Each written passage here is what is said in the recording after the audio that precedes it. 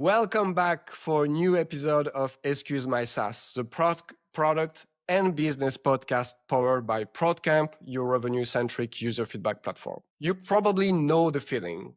You open your company's product stack and it's a graveyard. Half set up tools, abandoned framework, and clunky dashboard no one maintains or reads anymore. Everyone's trying to optimize product management, but no one really agrees on what to optimize.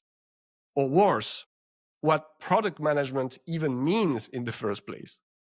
The global product management software market is worth over $30 billion in 2024 and growing. Yet the biggest players like Jira or Microsoft still own just a tiny fraction of it. So why is no one fully winning this space? Well, our today's guest is André Marquet, founder of Productized, lecturer, product coach, and the guy who helped teams in over 60 countries figure out what good product work actually looks like. And we are unpacking the mess that is the modern PM tool stack and the deeper questions behind it. Is the role just too broad, too complex? Are we addicted to output over outcomes? And why has no tool or team really cracked the code? From his background in engineering and startup to building one of Europe's most respected product communities, Andre brings both ground floor insight and a bird-eyed view of the product world. So let's get into it. Andre, welcome to the show. Did I miss anything important in that intro? No, I think you had it all. Just to mention that, Productized Conference has been around for 10 years now. This is actually Right. the 10th year edition. Congrats. And that's why we say over 60 countries, because through the conference, I had participants from, all continents, over 60 countries, over 5,000 attendees to date. So that's really how we have this reach. Not that I have been personally coaching people from all those countries. Of course. Thank you for putting that out there. So let's get started, Andre. And maybe let's start with the elephant in the product room and try to slice it. Mm-hmm. Why don't we have one huge leader in the PM software space? Is it the tools, the team, the nature of the work? What's your take on that, Andre?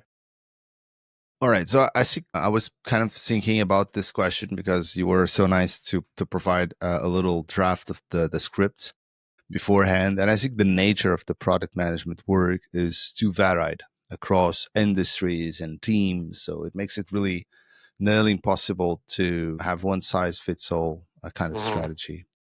Also, from my experience, what I found when I work either as a coach or as a consultant inside different companies, and I've been lucky to work from startups to big corporates, is that each company and each team inside this company sometimes have their own culture, right? And then you have subcultures, and interoperability across companies is really not so much needed. So if you think about the nature of product development, is very much siloed inside a specific company or organization.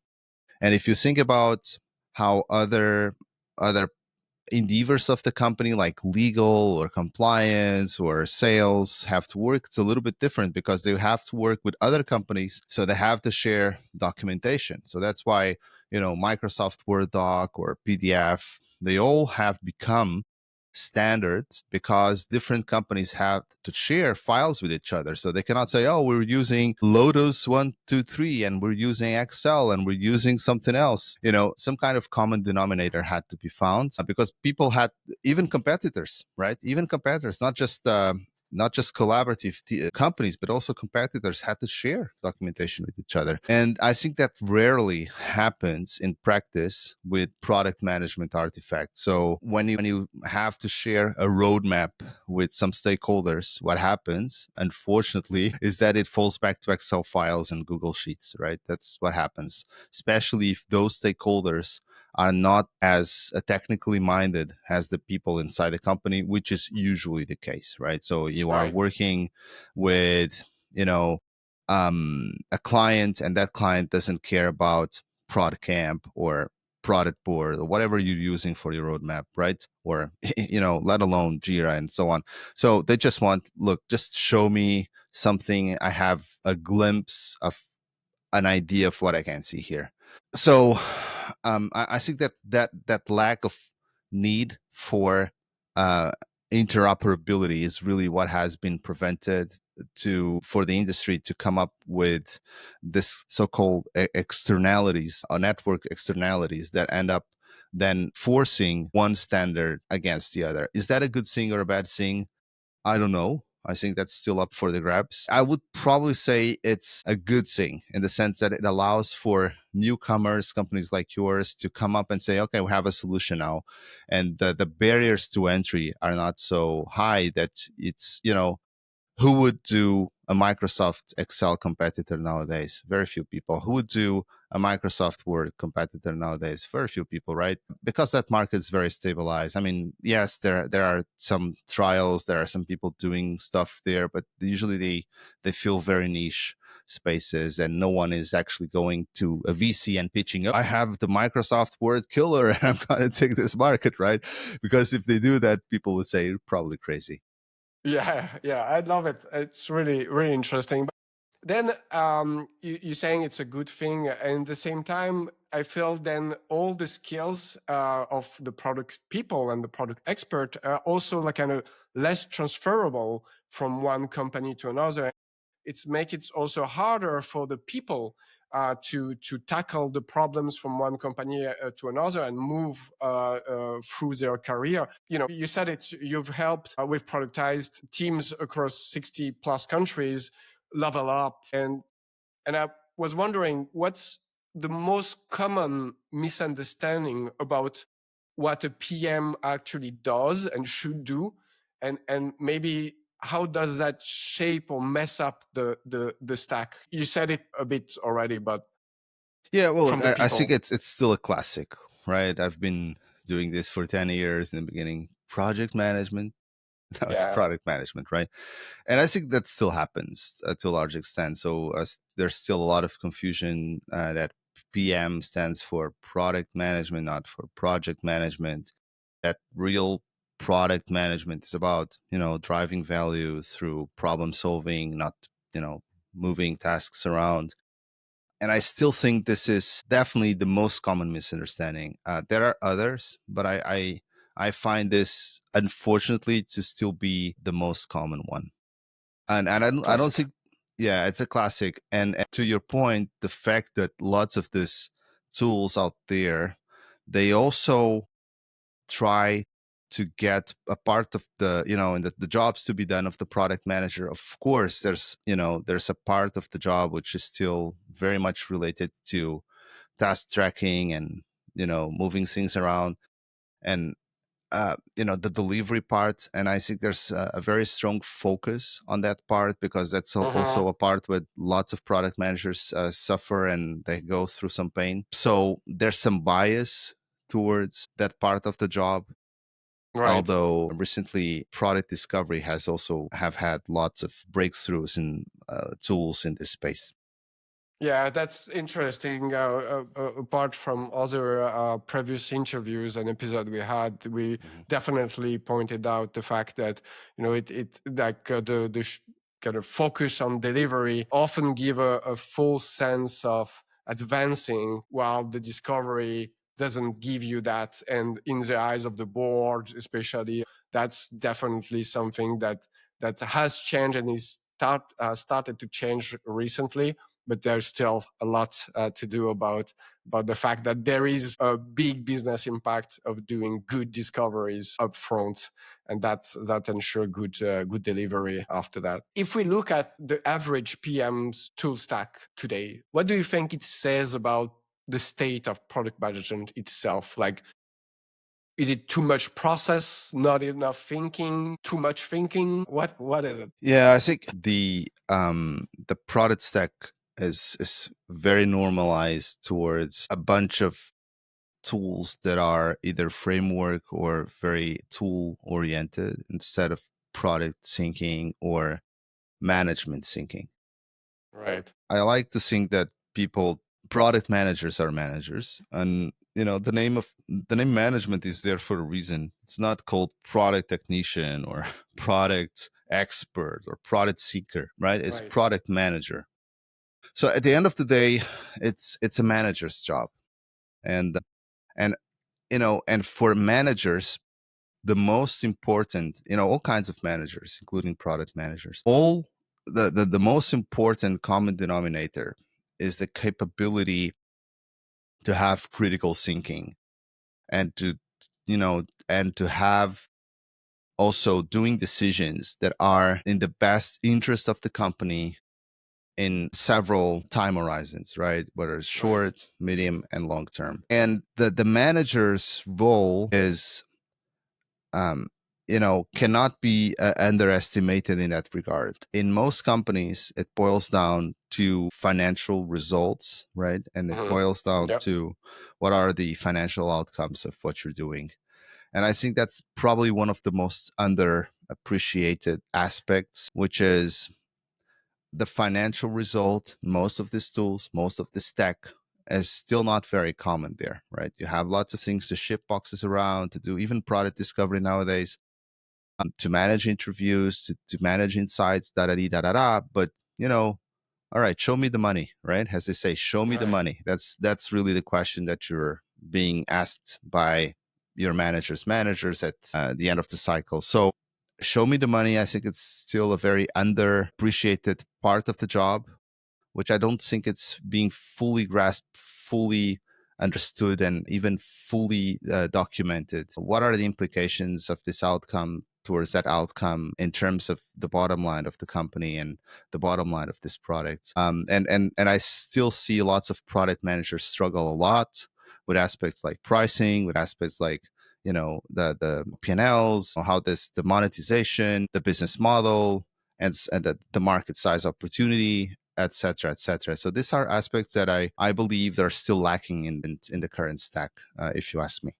That's really interesting. Probably comes from also the shift from project to product management. Like the product people, product managers out there are lacking what you're saying basically is lacking the business acumen because they are more focused on the tech side of things somehow. Yeah, It's exactly. really, really interesting. And the fact that you also mentioned tightening your actions to revenue resonate a lot with actually what we are trying to build at ProdCamp with user feedback, where we actually try to tie user feedback to influence revenue. You could influence based on this request X amount in monthly recurring revenue or annual recurring revenue from your company in terms of deals that didn't close in the past or customers that you already have today and that would be impacted by this feature. But it's true that even this kind of bridge we're trying to build is not always seen as a great advantage by product managers, but more by CEOs from the company that used us and push their product manager to use our solution. So it's resonate a lot with what you just said. You've talked about outcomes over outputs a lot from what I saw on socials and whatnot. But I wanted to flip that a bit and ask you, why do you think teams are so drawn to kind of output driven tools in the first place? Like check this box, show that you release X amount of features. What each are they really trying to scratch? Yeah, I think that's because, like, when we started the conversation about this misconception, I think it's still an historical legacy of lots of these tools were built on top of output driven tools. So if you think about 20 years ago, you would probably have to use Microsoft Project or tools like this, right? Which were purely project management tools, very much towards outputs, because that was what you could measure in visible terms, measurable terms, and that was a practice. And I think has lots of these tools. I mean, nothing nothing grows out of a void, right? Everything is an evolution of something, right? Yeah. And on this evolutionary path, we are still having parts of the DNA that comes from that primordial cells, right? And those beings, the DNA is still very much here nowadays. Whether we want it or not, they are still here in today's product. And I don't think there was any disruptive evolutionary path in this product space that allowed for something which is radically different from what we had in the past. So everything is still defaulting to the safe choice. And what is a safe choice? Well, output driven tools, right? Because that we can show that we can and show that we are also doing that. Whilst disrupting from that reality is a much, much harder thing to do. And I think essentially that's what happened. Sometimes you have disruption and evolutionary the evolutionary path just jumps, leapfrogs a little bit, or actually quite a lot, but that is a rare thing to happen, and I don't think that has actually happened in this industry yet. Love it. We need to deal with our origin story. Yeah, I mean, it is. The DNA is still very much there. Talking about productized, you build it with this idea, and correct me if I'm wrong, but of practical, real world product learning. So what do most tools miss when it comes to helping PMs actually do their job and make better decisions? A big part of the job is about that. So I've built Productized Conference here in Lisbon out of a very selfish and probably romanticized idea that I would want to change a little bit the Portuguese economy. And I still do. I still think it was very much a solution-driven economy, not able to capture the full grasp of the productized economy, which is where most advanced economies are nowadays, right? I mean, productized in the sense that, you're not doing a bespoke Tesla for each customer, or a bespoke Ford for each customer, or a bespoke hat like you have down in the world, right? I mean, the factory has to do a million hats to be profitable. And if you go there, hi, Mati, I want to personalize. Well, great, but you have to pay more, much more probably, right? Or you have to, to go to a fashion designer and do it yourself. So the margins of products are enhancing margins with economies of scale. And to grasp those economies of scale, we need to productize the economy. And this is a mindset. This is a mindset shift. Productize is also very difficult because it requires an ecosystem, which is a very super complex ecosystem, right? That ecosystem is about VC money, is about investors, is about a wealth of people with very domain expertise in products. If that is a hardware, it's even harder. Arguably, because you need people in lots of domains in the hardware space. I mean, if it is software, it's obviously also difficult because depending on how complex that software is, you're going to have a wealth of people in that space. Now with AI, arguably even more difficult because you're going to have experts also in those fields. So that kind of ecosystem, it's about talent for sure, but talent alone does not mean that it's going to be a product, because you can have very much an engineering mindset. And you're telling me you're from Romania. I think lots of this Southern European countries, Eastern European countries, they were very much having this solution, service-sized mindset, which is, oh, we're great, we have great engineers, but just come over, make your software factories here, and we'll be coding for you. So you, I don't know, France, UK, United States, whatever it is, really tap all the profits in because you're actually selling the product. So what happens is that we were decoupled from the end client. We were decoupled from the high grossing margins that you get from dealing with the actual customer, right? Because you were just at the end of the chain getting what was left of the profit. Yeah. And that's really the idea, is that you have to push yourself as an economy closer to the customer, closer to have more strategic alignment what they want, and to do the products that they want, and not just to work for others that would eventually hire you to do the products that they want. So that's really what I believe we should be doing. Is there a tool for that? I don't think so, because it's very much a question of the complexity of the ecosystem, but also a mindset shift that needs to occur, and has everything mindset we dive into aspects which are deeply social and culture, and those are the hardest things to change, right? Yeah, love it. Move up the value chain, pretty much. Exactly. Move up the value chain. Great one. Here's a fun one now. I'm calling to your imagination here. Mm-hmm. Yeah. If you had to build the perfect PM tool, what would it do? And maybe also what traps would you absolutely avoid? Yeah. So I was actually going through. So I was invited to be part of the jury of this master's of a student, and he did a quite comprehensive analysis of some of the tools out there to do product building. And Nice. out of this master thesis, he found, and I was kind of coaching him through the master thesis process. He's still working with us, by the way. He found that product discovery was still not on par with human product discovery when done by Gen AI tools. And of course, this was maybe 6 months ago. Things will eventually change, but that was one of the key findings that he got out of this, analysis, state of the art analysis that he did on a bunch of the tools out there.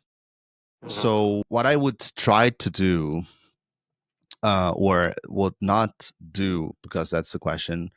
Do you know those water drinking apps reminders that you get like a reminder every hour or so to drink water? That you need to drink. Yeah. Yeah. So, I mean, I have my water bottle here, but if I didn't, I would totally forget. I don't use it, but I've heard that it helps people. So I think I'll do something like that. Like, did you speak with your clients today just to annoy the product manager, or just to force the product manager to think, well, maybe I haven't yet?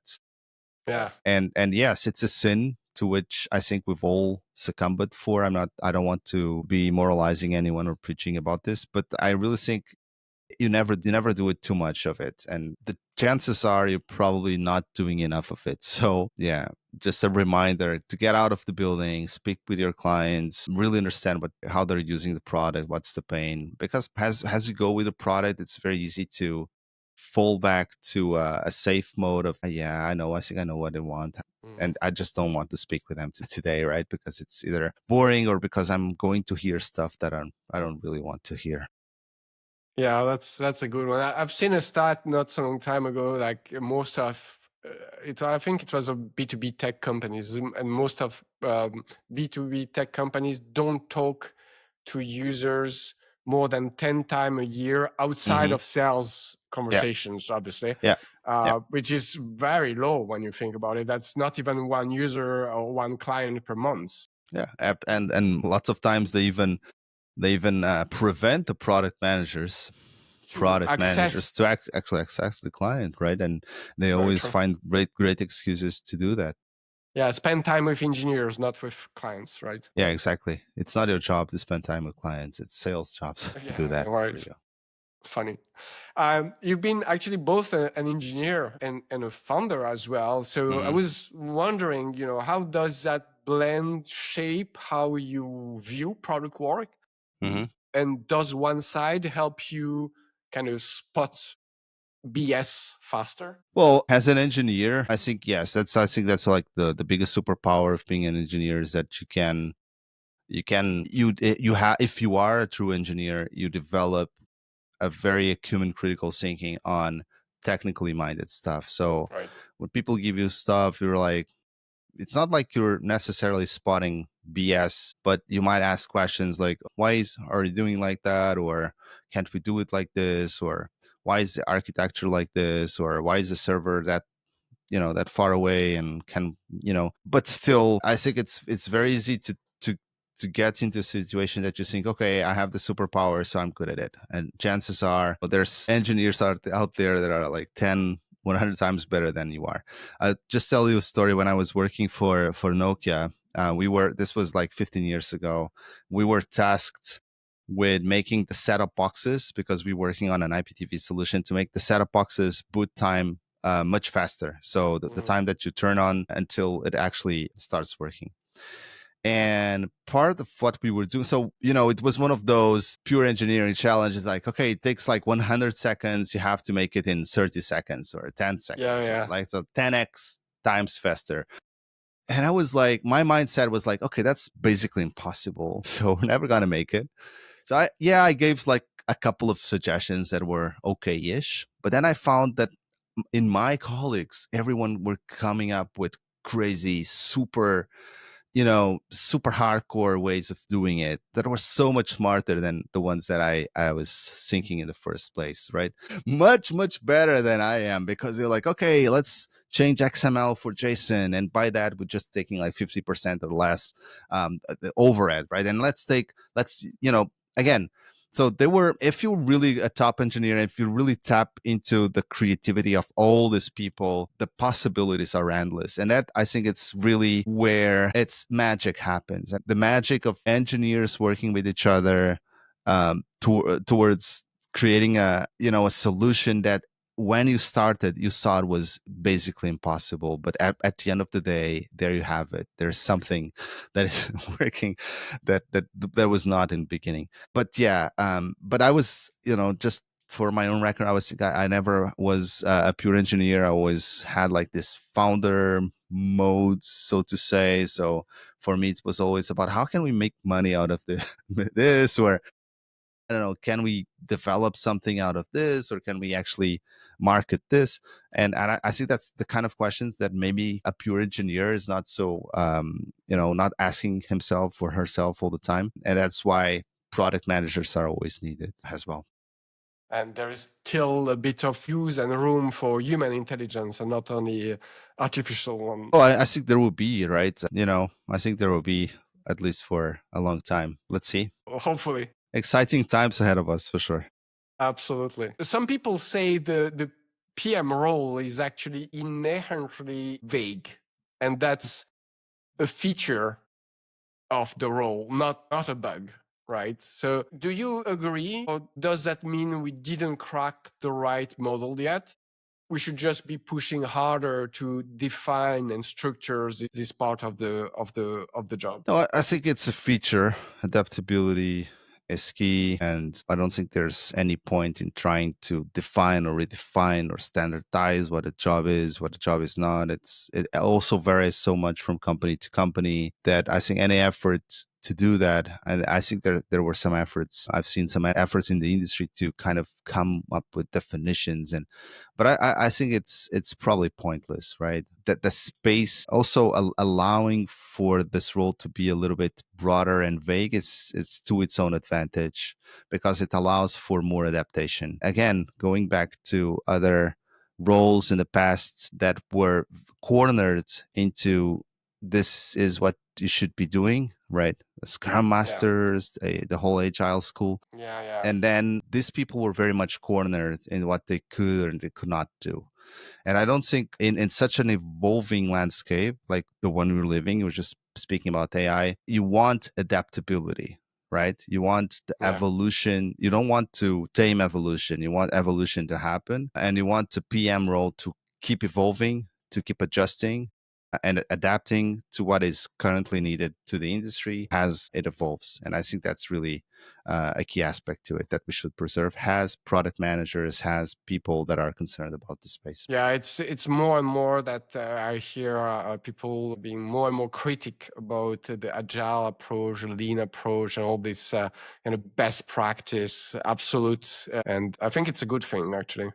Mm-hmm. Let's talk about the human side. Since you also have coached, I believe, a lot of product people in your career, and I was wondering, what do you think is the hardest thing to teach when you get someone to coach someone? So I haven't been doing a lot of product coaching nowadays. I do it from time to time when I have like a bunch of communities that I'm active with.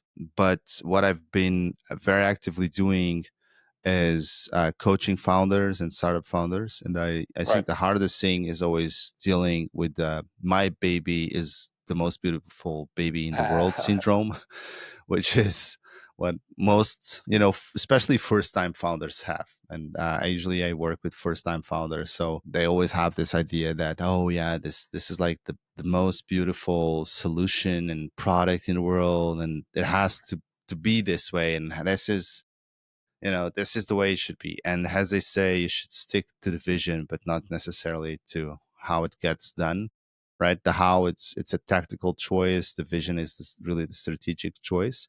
And I think a lot of founders and a lot, even product managers, sometimes confuse the how with the, what is the vision. Um, and that's probably the hardest thing, because again, it relates to aspects which are hard to, very emotional, right? I mean, people are people. They stuck to not necessarily rational, but also to a very important aspect, which is emotions. And emotions should be cherished and should be embraced. But still, sometimes But it's sometimes they important get to have, in your they way. get in the way. I love it. I thought actually you would say, I know what my client needs when you started talking about founders, Mhm. because I'm hearing that quite a lot, but it's also Yeah. because of the conversation Which I'm is having. the same way, which is the same thing actually, But right? Which it's is, actually, I yeah, know what the solution is actually the same as saying I know my baby what is beautiful. yeah, my baby is beautiful. So I love it. We're approaching the end of this episode. Thank you so much. I just want to ask one last question.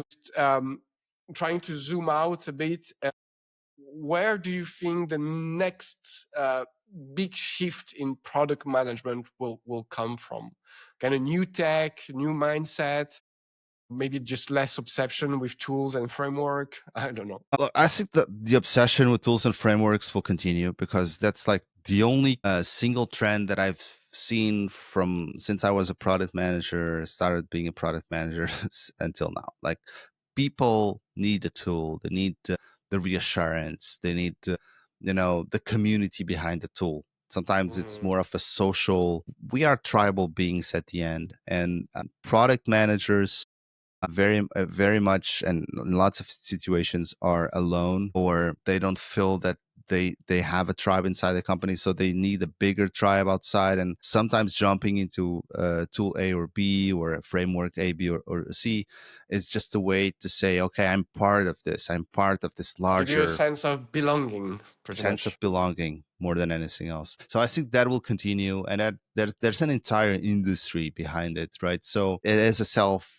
reinforcing mechanism. But again, sometimes I don't think there's so much harm done out of that. It's just part of what it is. As you also grow as a product manager and you get more mature, you start to understand and relativize some of these aspects, right, towards others. And that's just part of the maturing process.